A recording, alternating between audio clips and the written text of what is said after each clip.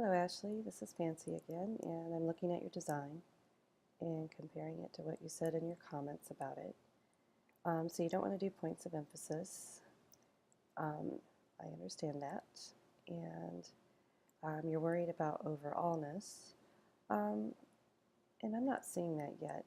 I am kind of curious about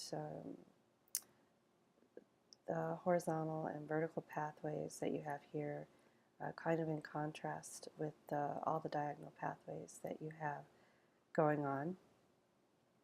Um, and it reminds me of a couple of other designs that I've seen in the past where these tend to stand out. I don't know if you plan to put more um, horizontal and vertical pathways into your design.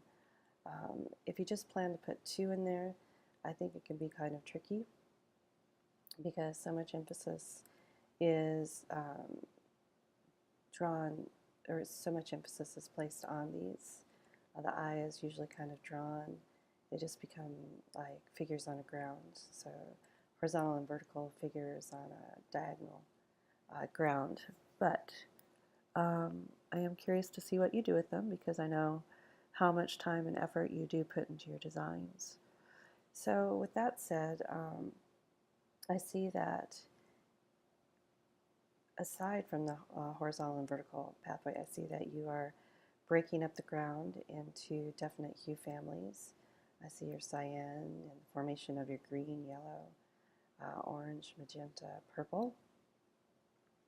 So don't forget that to keep things from going around a corner. So here the magenta, purple to cyan leg is going around a corner a little bit.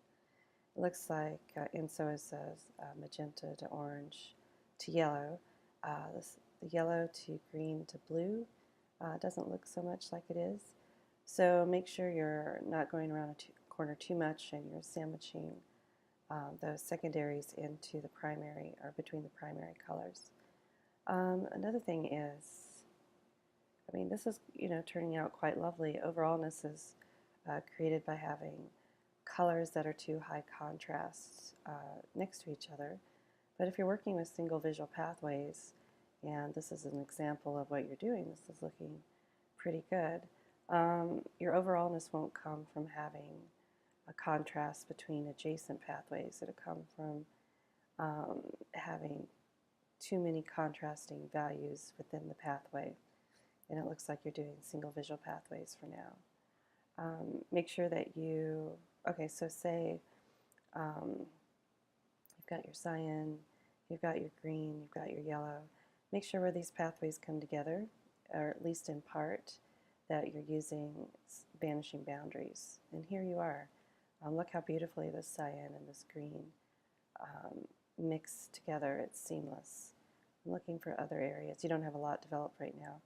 You can see the same about kind of the orange, and the magenta here is working out quite nicely.